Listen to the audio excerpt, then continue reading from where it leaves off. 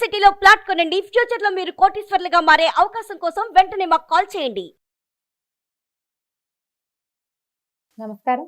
కార్తీక పురాణం 17వ రోజు పారాయణలోకి వచ్చాం. ఈ అంగిరసుడు చెప్తున్నాడు, ఇది ఎవరికి చెప్పబడుతోంది? ఇది ఉద్భూత పురుషుడు ఎవరైతే ఈ స్తంభం పగిలి దీపస్తంభం పగిలి బయటకు వచ్చాడో అతనితోటి అంగిరస మహాముని చెప్తారట. కర్మ బంధమును ముక్తిని గురించి చెప్తాను. కార్యము, కారణము, స్థూలము, సూక్ష్మము, ఈ ద్వంద్వ సంబంధమే దేహం అనబడుతుంది.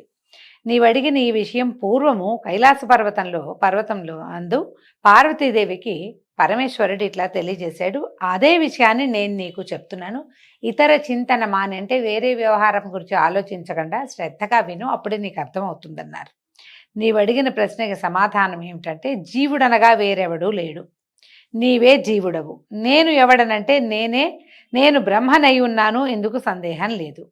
ఉద్భూత పురుషుడు ఏమడిగాడంటే, మీరు చెప్పినట్టుగా మీరు విషయం చెప్తున్నారు, నాకు ఆ వాక్యార్థ బోధ కలగట్లేదండి, ఆ వాక్యార్థ జ్ఞానం నాకు తెలియటం లేదు. ఇప్పుడు అహం బ్రహ్మేతి, నేనే బ్రహ్మను అనే వాక్యార్థాన్ని ఎట్లా తెలుసుకోవాలి?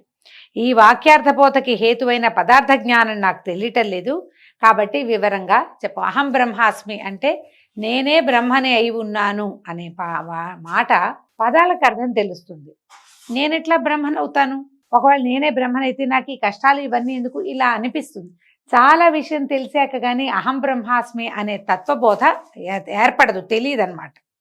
అయితే ఆత్మ అంతఃకరణమునకు తద్వ్యాపారములకు సాక్షియు, చైతన్య రూపియు, ఆనంద రూపియు, సత్యస్వరూపము అయి ఉన్నది. ఇటు ఆత్మని నువ్వెందుకు తెలుసుకోలేదు? ఎందుకు తెలుసుకోలేం మనం? ఎప్పుడూ ఆత్మని గురించి తెలియదు మనకి. సచ్చిదానంద రూపుడు, బుద్ధికి సాక్షి అయినటువంటి వస్తువునే ఆత్మగా తెలుసుకో. ఈ దేహాదికము, ఈ శరీరం ఏదైతే ఉందో దానిని ఆత్మగా భావించకూడదు. దేహము ఘటము వలె రూపాదిమత్తుగా ఉండిన పిండము గనక ఇది ఆత్మ కాదు. ఇది కాక దేహము ఘటము వలె ఆకాశాది పంచమహాభూతముల వలన పుట్టినది కనుక ఆత్మ కాదు. ఇది చూడండి, ఘటము అనగానే కుండ, ఒక కుండ ఉంది. ఈ కుండ తయారు చేయబడుతుంది. కొంత మట్టి సేకరించి అందులో ఇంకేమిటో కొద్దిగా కలిపి దాన్ని బాగా తొక్కి పదును చేసి కుండం చేసి ఆ చక్రం మీద పెట్టి కుండం చేసి ఆ కుండని ఎండబెట్టి తర్వాత కాల్చి అప్పుడు కుండ తయారవుతుంది. మానవ దేహము, మానవ శరీరం ఎట్లాంటిది? ఇది ముందుందా? లేదు. స్త్రీ పురుష సంయోగం వల్ల అండము శుక్లము రెండు కలిసిన తర్వాత అందులో జీవం పుట్టి, ఆ రెండిటి కలయిక వల్లే జీవం పుడుతుంది. క్రమంగా మొదట ఎంత ఉంటుంది? ద్రాక్ష పండు కంటే చిన్నది ఉంటుంది, బాదం గింజ కంటే చిన్నది, ఇంకా చిన్న చుక్క నుంచి బాదం గింజంతా, ద్రాక్ష పండంతా, తర్వాత ఇంకో పండంతా అట్ట అయ్యి క్రమంగా గోళ్ళు, జుట్టు అన్నీ, హార్ట్ గిట్టు అన్నీ, గుండెతో సహా అవయవాలు ఏర్పడి మెల్లిగా పెరిగి ఓ 9 నెలలు నిండాక బయటకు వస్తుంది. చేయబడిందే కదా. కుండ ఎట్లా రకరకాల దశలు దాటి కుండ స్వరూపాన్ని పొందిందో, మానవ దేహం కూడా దశలు దాటి స్వరూపాన్ని పొందుతుంది. కాబట్టి అది జీవుడు కాదు. పంచమహాభూతాలతోటే, మట్టి, అగ్నితో, నీరుతోటి కుండ పుట్టింది, అవునా కాదా? కదా. మనము అన్నిటితోటి పృథివ్య తేజో వాయురాకాశాలతోటి మానవ దేహం నిర్మించబడింది. ఇలా ఉండగానే ఈ ఇంద్రియాలు, ఇంకా ఇందులో ఉన్నాయి పంచ జ్ఞానేంద్రియాలు, పంచ కర్మేంద్రియాలు ఉన్నాయి. ఇంద్రియాలు కూడా ఆత్మ కాదు. అలాగే మనసును, బుద్ధిని, ప్రాణములను కూడా, ఇందులో ప్రాణం ఉంది, అదే ఆత్మ అని అనుకోవటానికి వీల్లేదు. ఆత్మని నిలిపి ఉంచేది ప్రాణం, ప్రాణమే ఆత్మ కాదు. దేహేంద్రియాలన్నీ ఎవని సన్నిధి చేత ప్రకాశించునో వాడే ఆత్మగా ఎరుగుము. అంటే ఈ దేహము, ఆ ఇంద్రియాలు ఇవన్నీ నడుస్తూ, తిరుగుతూ, తింటూ, కదులుతూ, రకరకాల పనులు చేస్తూ, అనేక రకాల వ్యాపారాలని నిర్వహిస్తూ ఉన్న, వ్యాపారం అంటే బిజినెస్ కాదు, సాధారణ మన క్రియా విశేషాలు ఇవన్నీ నిర్వహిస్తున్నాయంటే ఈ లోపల ఉన్నవాడు, అతడొకడు ఉన్నాడు కాబట్టి అతని సాన్నిధ్యం వల్లే ఇవన్నీ ప్రకాశిస్తాయి, ఇవన్నీ వెలిగి పనిచేస్తూ ఉంటాయి. అతనిని ఆత్మగా తెలుసుకోవాలి. అంటే అతడే నీవు.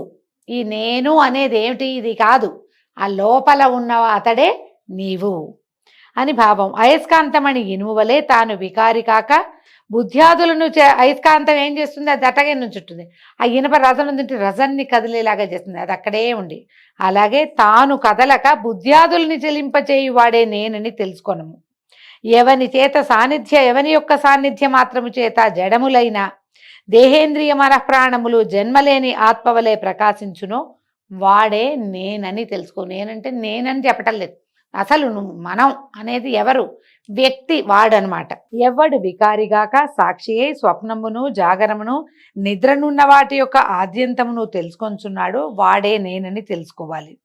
ఘటము ప్రకాశింపచేయు దీపం ఎట్లు ఘటము కంటే భిన్నమో అలాగే దేహాదుల్ని ప్రకాశింపచేయు బోధరూపుడైన ఆత్మ నేనని తెలుసుకో. ఒక ఘటం ఉంది, దాంట్లో ఒక దీపం పెట్టాం, క్షణంలో మనకేమవుతుంది, ఘటము దీపంగా కనపడుతుంది. కానీ కాదు, ఘటం వేరు దీపం వేరు. ఒక ప్రమిద ఉంది, దాంట్లో దీపం వెలిగించాం, నూనె పోసాం, ఒత్తేసాం.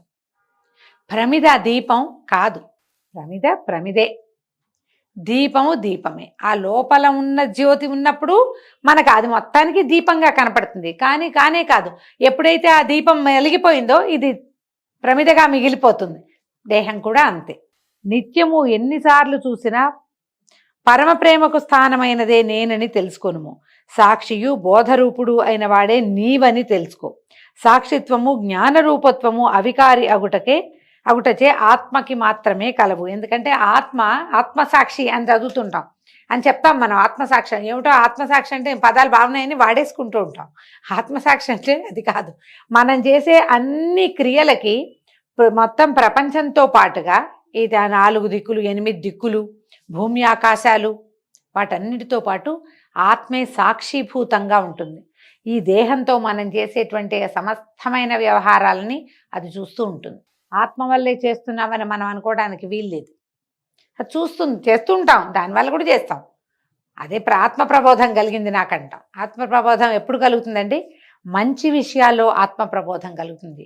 ఇది చేయరాని పని, ప్రపంచమంతా ఆ పని చేస్తున్నా ఒకడు బలవంతంగా అణుచుకుని నేను ఇది చెయ్యను అని పట్టుకున్నాడంటే వాడికి ఆత్మ ప్రబోధం కలిగినట్టు. చేయకూడనిది ఏదైతే మనకి బోధ లోపల కలుగుతుందో దాన్ని ఆత్మ ప్రబోధంగా తెలుసుకోవాలి. దేహేంద్రియ మనఃప్రాణాహంకారాల కంటే వేరైన వాడు, దేహము ఇంద్రియము మనం మనసు ప్రాణము అహంకారము వీటన్నిటికంటే వేరైన వాడు. తర్వాత 6 జనిత్వ అస్తిత్వ వృద్ధిగతత్వ పరిణామత్వ క్షీణత్వ నాశంగత్వాలు అంటే 6 వికారాలు లేనివాడు అయినటువంటి ఈ త్వం పదార్థము అనగా అతడే ఆత్మ.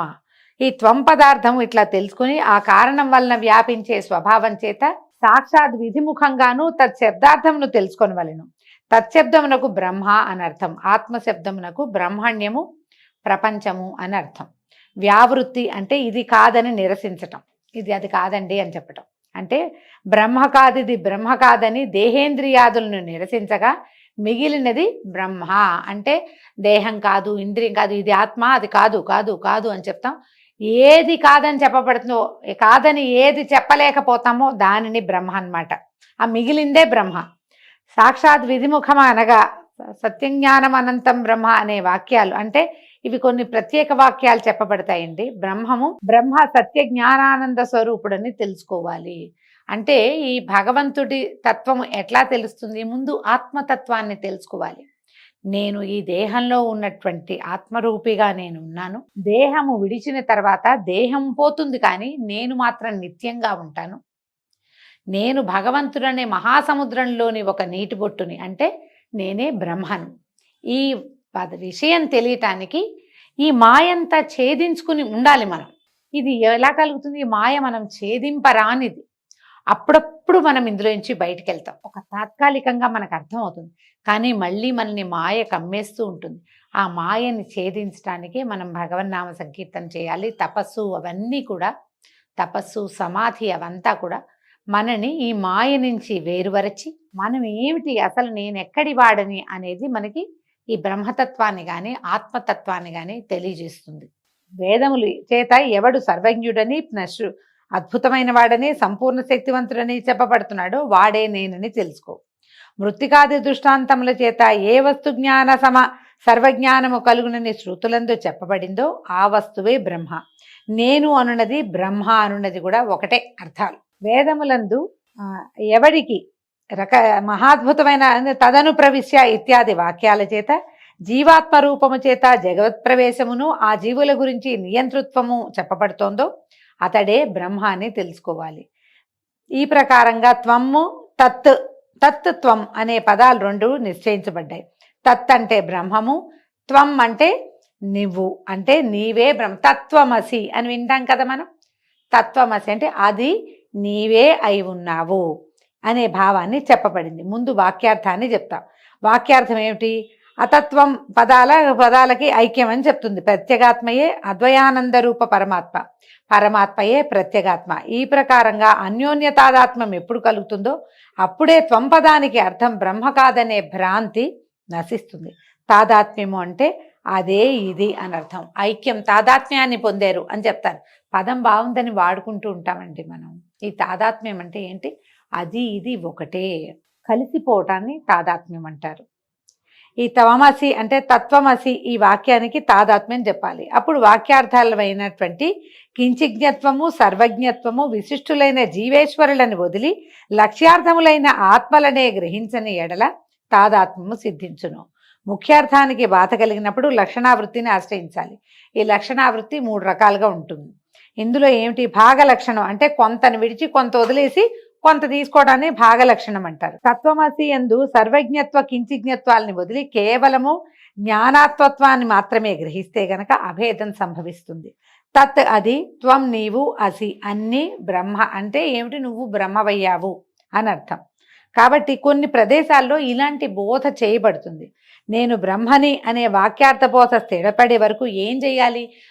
నేనే అది, నేను భగవంతుని యొక్క స్వరూపాన్ని, ఆయనలోని కొంత భాగాన్ని అని అర్థం అవ్వాలంటే మాట్లాడుకుంటే అర్థం కాదు. దీనికి ఇది వాక్యార్థ బోధ స్థిరపడే వరకు శమధమాది సాధన సంపన్నుడై శ్రవణ మననాదులను ఆచరించాలి. శమము దమము కావాలి, శాంతంగా ఉండాలి, కొన్ని విధానాల్ని ఆశ్రయించాలి. తర్వాత శ్రవణము మననము, మంచి విషయాలు విని మననం మళ్ళీ మళ్ళీ వాటిని తలుచుకోవాలి. మళ్ళీ మళ్ళీ వినడం కాదండి. మనం ఏం చేస్తామంటే ఏవైనా బోధలు విన్నప్పుడు ఇప్పుడు వచ్చింది అవకాశం ఉంది కాబట్టి ఆ ఫోన్ ఆన్ చేసుకుని మళ్ళీ మళ్ళీ మళ్ళీ మళ్ళీ మళ్ళీ మళ్ళీ అదే వింటాం.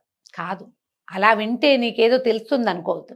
ఎప్పుడు కూడా ఏదైనా విన్నదాన్ని గురించి మననం జ్ఞాపకం చేసుకోవాలి, దాని మీద పునరాలోచన చేయాలి. అప్పుడు వాక్యార్థ బోధ స్థిరపడుతుంది. లేకపోతే విన్నప్పుడు అర్థమైనట్టే ఉంటుంది, వింటూ ఉంటే వాహా అద్భుతంగా ఉంటుంది. కొన్ని గంటలు అయిన తర్వాత ఒక నిద్ర తీసి లేచాక అదేమిటి అంటే ఏమీ ఉండదు. ఆ విషయం ఉండాలంటే ఏం చేయాలి? మననం చేయాలి, జ్ఞాపకం చేసుకోవాలి, దాని గురించి మాట్లాడుకోవాలి. అది ఉంటేనే మనకి వేదాంతము అర్థమవుతుంది. ఇవాళ విని వదిలేస్తే రేపటికి జ్ఞాపకమే. ఏదో చెప్పారండి బాగుంది వినడానికి, అదేమిటో మనకు తెలియదు. ఎప్పుడు గుర్తుంటుంది? ఆవు నెమరు వేసుకున్నట్టుగా.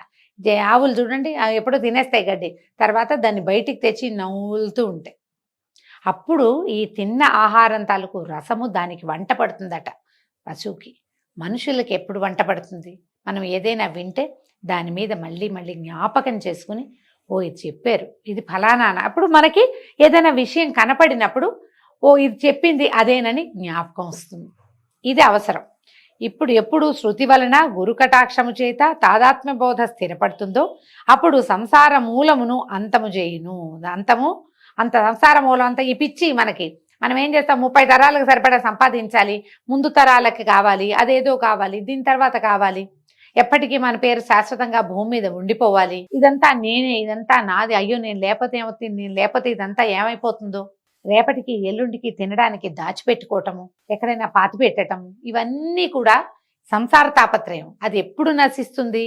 ఈ తాదాత్మ్య బోధ వల్ల, అది శృతి వల్ల. అంటే బాగా వినడము, వేదార్థ బోధ, తత్వార్థ బోధ వినడము, గురు కటాక్షము, వాటి వల్లే తాదాత్మ్య బోధ స్థిరపడుతుంది. అప్పుడు ఈ సంసారేచ్ఛ, ఈ సంసార తాపత్రయము తగ్గుతుంది. కొంతకాలం మాత్రము ప్రారబ్ధ కర్మని అనుభవించి ప్రారబ్ధ క్షయం అయిన తర్వాత మనం ప్రారబ్ధం ఏదైతే కర్మలు మొదలు పెట్టామో అవన్నీ నశించాలి. ముందు నశించిన తర్వాత పునరావృత్తి రహితమైన మోక్షపదం ఉంది, నిరతిదయ సుఖానందంతో ఉంటారు. కాబట్టి ముందు చిత్తశుద్ధి కోసం కర్మలు చేయవలెను. ఆ కర్మ విధినంతయు గురువు వలన తెలుసుకొని చేసి తత్ఫలాన్ని భగవంతుడికే సమర్పించి విగత పాపుడై తర్వాత ఆ పుణ్యం చేత మంచి జన్మనెత్తి శ్రవణాదులని అభ్యసించి, అంటే శ్రవణము, మననము, నిధిధ్యాసనము ఇవన్నీ చేయాలన్నమాట. అవన్నీ అభ్యసించి విజ్ఞాని అయి కర్మబంధాన్ని తెంచుకొని మోక్షాన్ని పొందుతారు. ఇందుకు సందేహం లేదని అంగిరస మునీశ్వరుడు ఇట్లా చెప్పగా విని ఇంకా అడిగాడట ఉద్భూత పురుషుడు. ఏం అడిగాడో రేపు ఉదయం తెలుసుకుందామండి. ఈ రోజుతో 17వ రోజు పారాయణ పూర్తయింది. రేపు ఉదయం కలుసుకుందాం. నమస్కారం.